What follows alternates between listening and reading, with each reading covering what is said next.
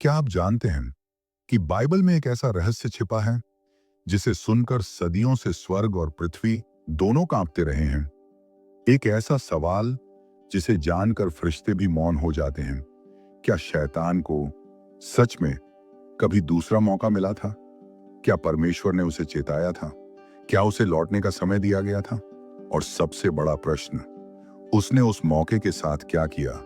यही रहस्य आज हम खोलने जा रहे हैं, धीरे धीरे, गहराई से और बाइबल की सच्चाई पर आधारित होकर।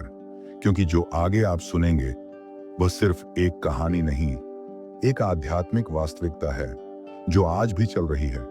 हजारों हजारों साल पहले समय का अस्तित्व भी नहीं था, घड़ियां नहीं थी, दिन और रात का चक्र नहीं था। बस एक ही चीज थी, स्वर्ग की अनंत रोशनी।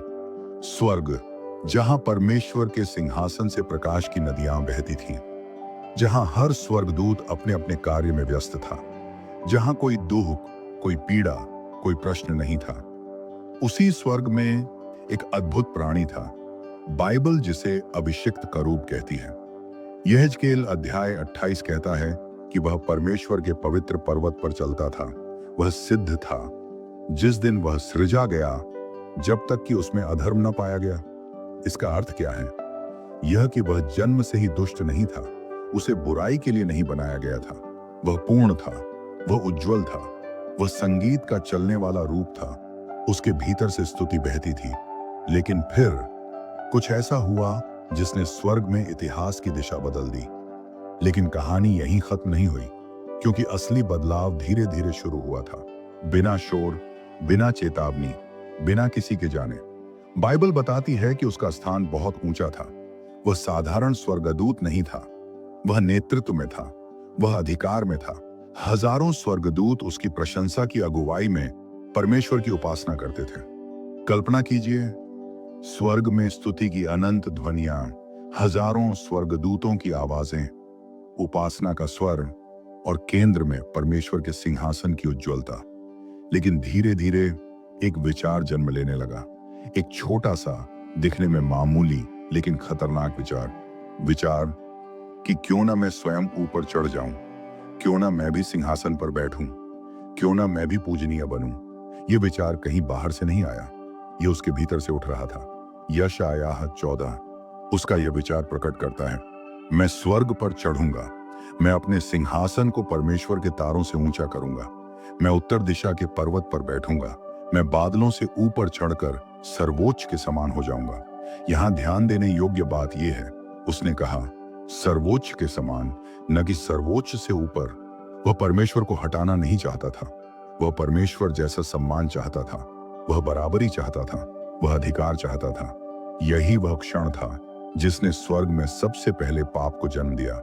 लेकिन आगे जो हुआ, किसी ने कल्पना भी नहीं की थी। असंतोष पहले से खुलकर विद्रोह नहीं था, वह छिपा हुआ था, विचारों में, बातचीत में, धीरे धीरे, मधुर, सौम्य लेकिन जहरीले शब्दों में। कुछ स्वर्गदूतों ने देखा कि वह पहले की तरह नहीं रहा। उनके मन में प्रश्न उठे, वह इतना उदास क्यों है? वह अलग क्यों हो रहा है? क्या किसी ने उसे दुख पहुंचाया है? और वही क्षण था जहां पहली बार प्रश्न स्वर्ग में जन्म लेने लगे। अभी तक कभी किसी ने प्रश्न न किया था, कभी किसी ने शक नहीं किया था, कभी किसी ने परमेश्वर के निर्णय पर सवाल नहीं उठाया था। लेकिन अब प्रश्न उठने लगे थे, और वे खतरनाक थे, क्योंकि वे सत्य पर आधारित नहीं थे। वे एक घायल, अभिमानी हृदय से निकल रहे थे। कुछ स्वर्गदूत उसके पास जाते, वह उनसे मुलायम शब्दों में बात करता, क्या तुमने कभी सोचा है कि कुछ चीजें अलग भी हो सकती थीं? यदि सब कुछ समान होता तो क्या यह गलत होता? क्या प्रेम स्वतंत्रता के बिना पूरा हो सकता है? ये वाक्य सुनने में अच्छे लगते थे।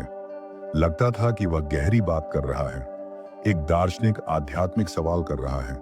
लेकिन अंदर एक जड़ था, वह अपने अंदर के असंतोष को दूसरों के मन में डाल रहा था, धीरे धीरे, चुपचाप, बिना उनकी जानकारी के।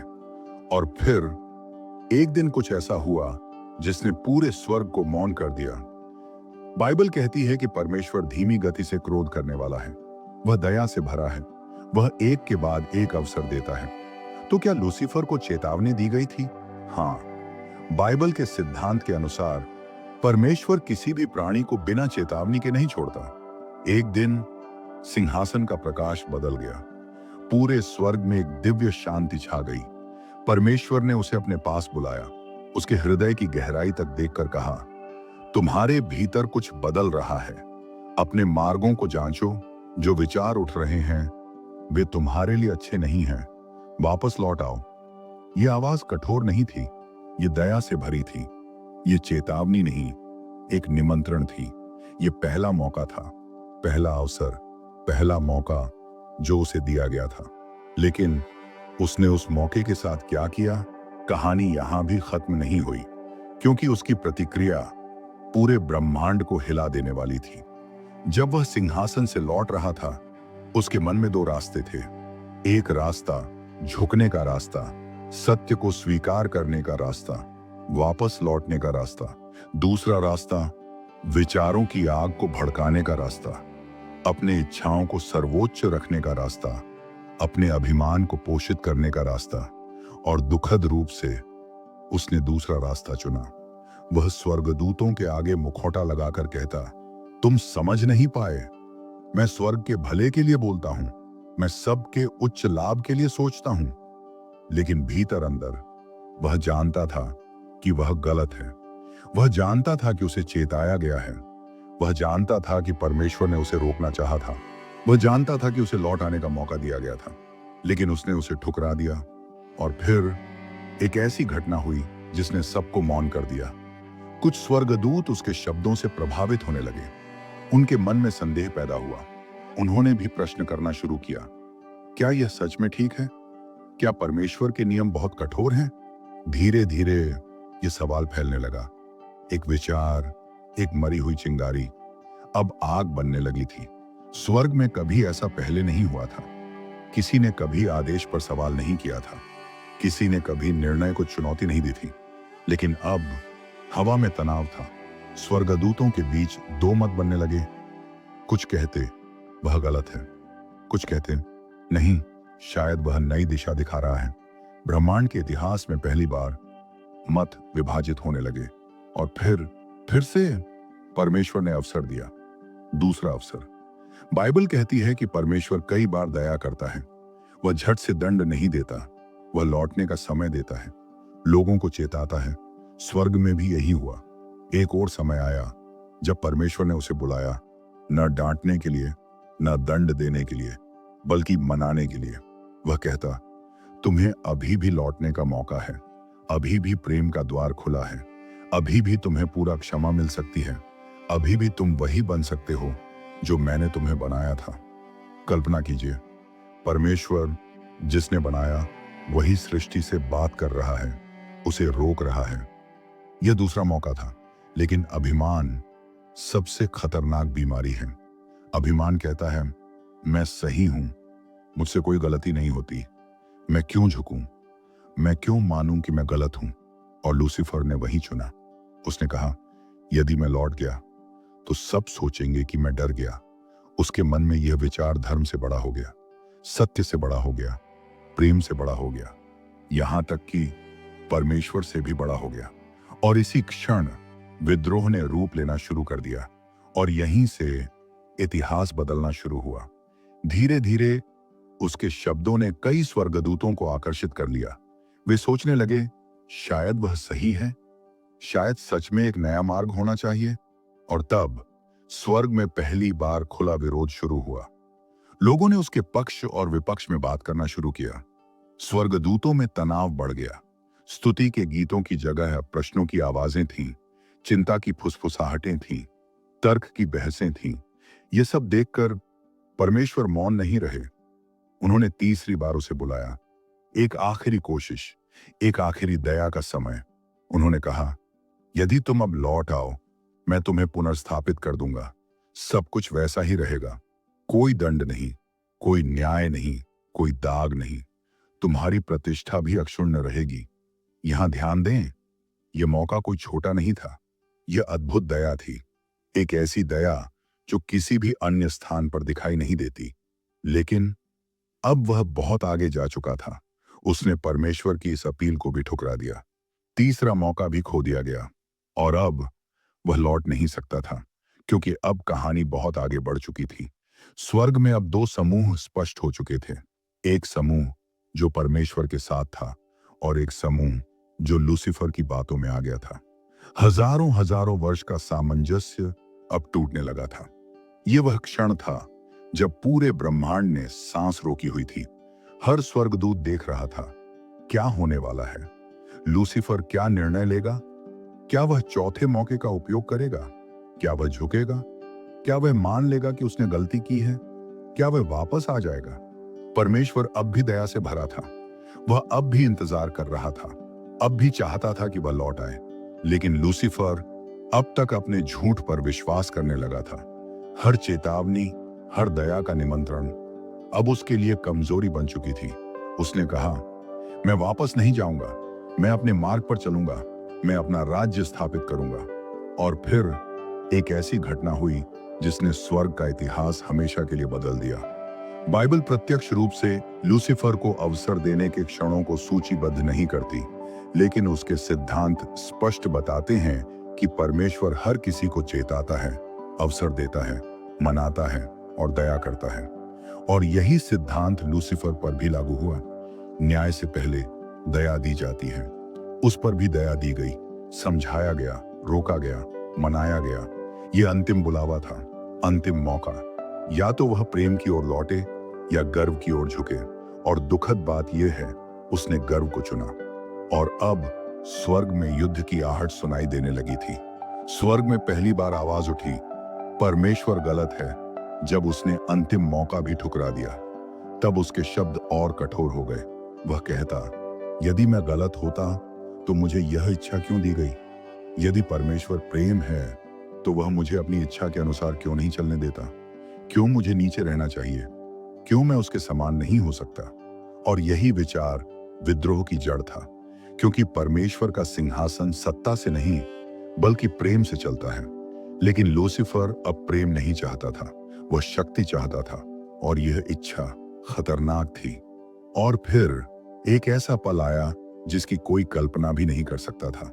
अब निर्णय का समय आ चुका था। अब और दया नहीं, अब और मौके नहीं, अब और चेतावनी नहीं, क्योंकि अब वह इतनी दूर जा चुका था कि लौटना उसके लिए लगभग असंभव था। परमेश्वर ने पूरे स्वर्ग को इकट्ठा किया। सिंहासन का प्रकाश चमका। स्वर्गदूत मौन खड़े थे। परमेश्वर ने कहा, जिसने मेरे विरुद्ध मार्ग चुना है, अब वह मेरा नहीं। यह वाक्य इतिहास का सबसे भारी वाक्य था, क्योंकि अब लूसीफर का फैसला अंतिम हो चुका था। अब न्याय शुरू होना था। लेकिन असली रहस्य तो अब खुलना बाकी था। क्या लूसीफर को सच में मौका मिला था? हाँ, लेकिन उसके साथ क्या हुआ? उसने उसे क्यों ठुकराया? और आगे उसके साथ क्या होने वाला था? यही जानने के लिए यह यात्रा अभी सिर्फ शुरू हुई है। लूसीफर परमेश्वर की उपस्थिति से अलग खड़ा था। उसके भीतर गर्व का तूफान उठ रहा था, पर साथ ही वह कुछ खो भी रहा था जो उसने खुद भी पूरी तरह महसूस नहीं किया था। स्वर्ग के स्वर्गदूत उलझन में पड़े थे। वे जानते थे कि परमेश्वर न्यायी है, वे जानते थे कि वह प्रेम से भरा है। लेकिन आज पहली बार उन्होंने देखा कि एक बनाया हुआ प्राणी अपने ही निर्माता के विरुद्ध खड़ा हो रहा है। और सबसे बड़ी बात, परमेश्वर उसे रोक नहीं रहे थे, बल्कि उसे समझा रहे थे। समझा रहे थे, बार बार समझा रहे थे, क्योंकि प्रेम पहले समझाता है, फिर चेतावनी देता है और अंत के क्षण तक वापसी की राह खुली रखता है। लूसीफर को भी वही मौका मिल रहा था जो किसी भी स्वर्गदूत को मिलता, लेकिन वह सुन नहीं रहा था। लेकिन कहानी यहीं खत्म नहीं हुई, क्योंकि जो स्वर्ग में अब होने वाला था, उसने पूरे ब्रह्मांड को हमेशा के लिए बदल दिया।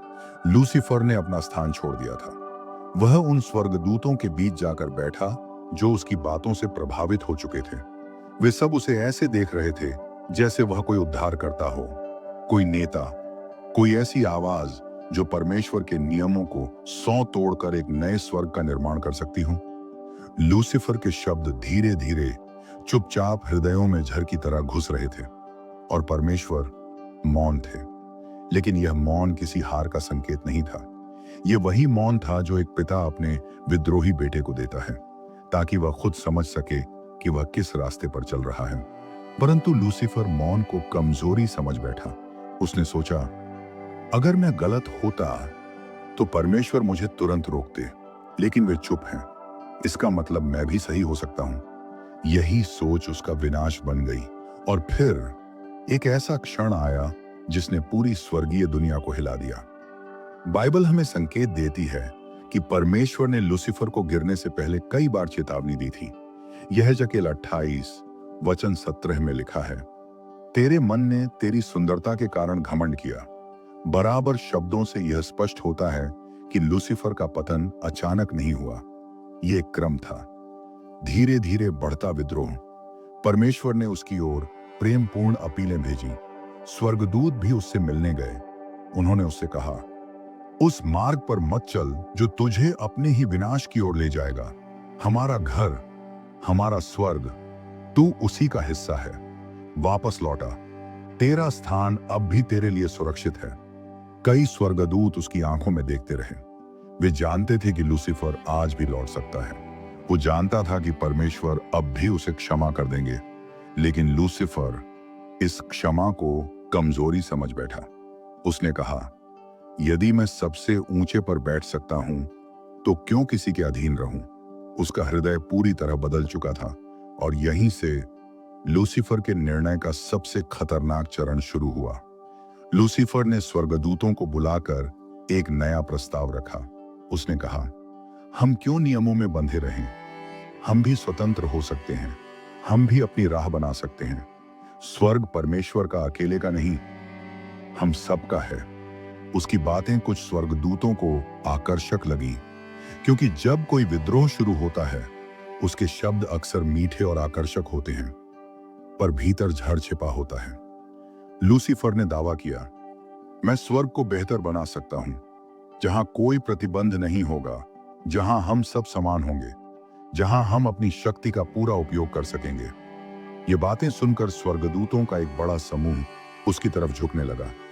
परमेश्वर अब भी मौन थे, लेकिन इस बार उनका मौन स्वर्ग पर एक भारी बादल की तरह टंगा हुआ था, क्योंकि परमेश्वर जानते थे कि लूसीफर जो रास्ता चुन रहा है वह उसे वापस रोक नहीं सकता, यदि वह स्वयं लौटना न चाहे।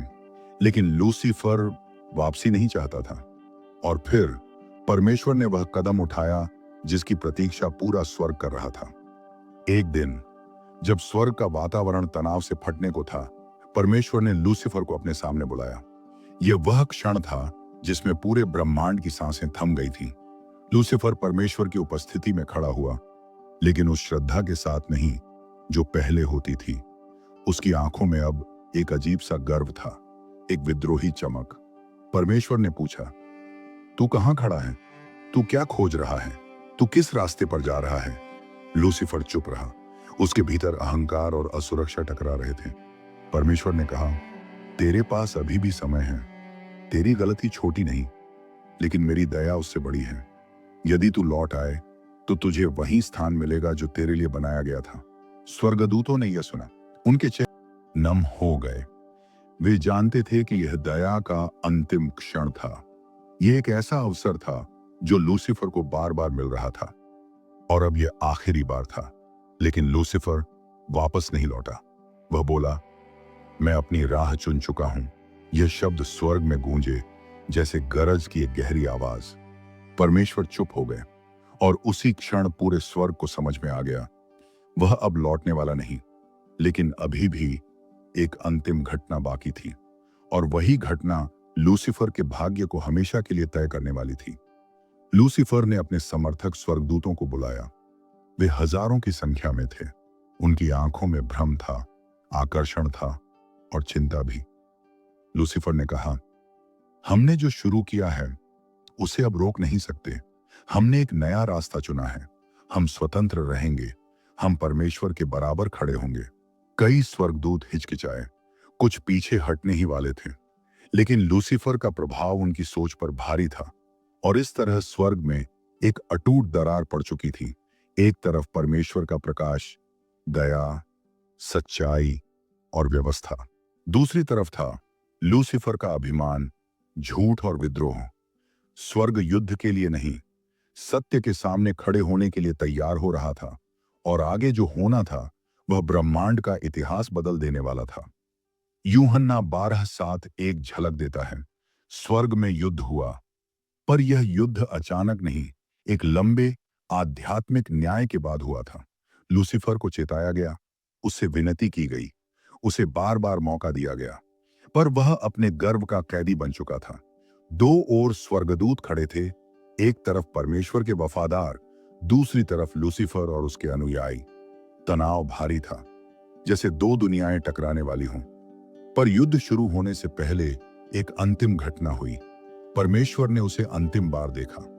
उस नजर में दया भी थी, न्याय भी, पर लूसीफर नहीं बदला। कहानी का असली रहस्य यहीं से खुलता है, क्योंकि उसका निर्णय पूरे ब्रह्मांड का भविष्य बदलने वाला था।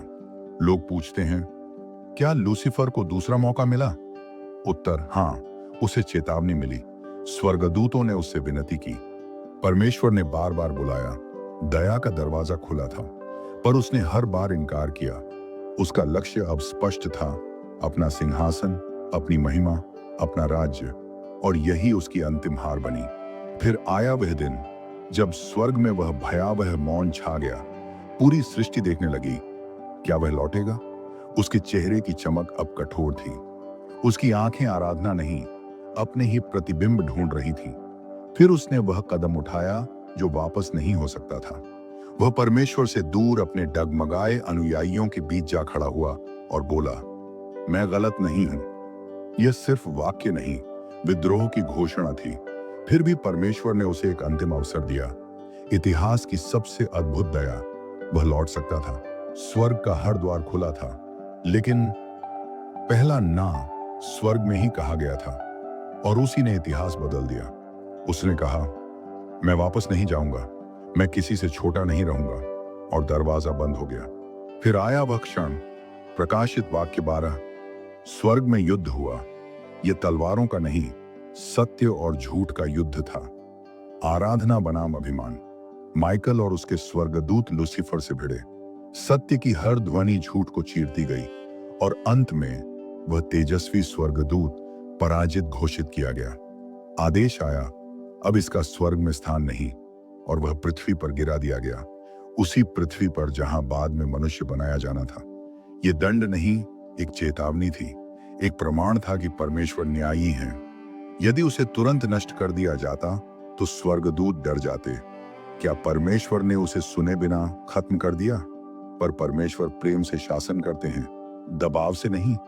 इसलिए उसे रहने दिया गया, ताकि ब्रह्मांड उसके चुनाव का परिणाम देख सके। फिर पृथ्वी पर नया अध्याय शुरू हुआ। मनुष्य बनाया गया, और उसे भी वही परीक्षण मिला जो पहले लूसीफर के सामने था। और शैतान फिर आया धोखे के साथ। आदम और हव्वा गिर गए, पर उन्हें दया मिली, क्योंकि वे धोखे से गिरे थे, पर वह अभिमान और जानबूझकर विद्रोह से। फिर सदियों बाद वही शैतान यीशु को परखने आया, मत्ती 4। पर यीशु ने उत्तर दिया, लिखा है, और सत्य ने फिर जीत ली। स्वर्ग से घोषणा हुई, यह मेरा प्रिय पुत्र है, जो सिद्ध करता है, सत्य हमेशा जीतता है। अब बड़ा सवाल, क्या शैतान को बार बार मौके मिले? हाँ, उसे प्रेम मिला, उसे बुलाहट मिली, उसे समझाया गया, उसे चेताया गया, उसे लौटने का रास्ता मिला, पर उसने हर बार कहा, मैं वापस नहीं जाऊंगा। समस्या मौका नहीं, उसकी जिद थी, और आज भी वह वही चुनाव पकड़े हुए है। पर कहानी यहीं खत्म नहीं होती, क्योंकि बाइबल कहती है उसका समय कम है, और वह अपने क्रोध को दुनिया पर उड़ेल रहा है। पर अंत में वह नष्ट किया जाएगा, हमेशा के लिए, कभी वापस न आने के लिए, क्योंकि परमेश्वर अंततः न्याय करेंगे। और अब सबसे बड़ा संदेश, यह कहानी सिर्फ स्वर्ग की नहीं, मानवता की नहीं, यह आपकी कहानी भी है। आज भी परमेश्वर आपको वही अवसर देते हैं जो उसने ठुकराया। लौटने का मौका, सच्चाई चुनने का मौका, प्रेम स्वीकार करने का मौका, क्षमा और नया आरंभ पाने का मौका। हम रोज वही चुनाव करते हैं, या विनम्र होकर लौटें, या अपने ईगो के पीछे चलें। पर फर्क यह है, हमारे लिए दरवाजे अभी भी खुले हैं। हमारी कहानी अभी लिखी जा रही है, अभी देर नहीं हुई, अभी मौका है। और इस पूरी यात्रा का निष्कर्ष, सवाल यह नहीं कि शैतान को दूसरा मौका मिला या नहीं। सवाल यह है कि हम अपने मौके का क्या कर रहे हैं।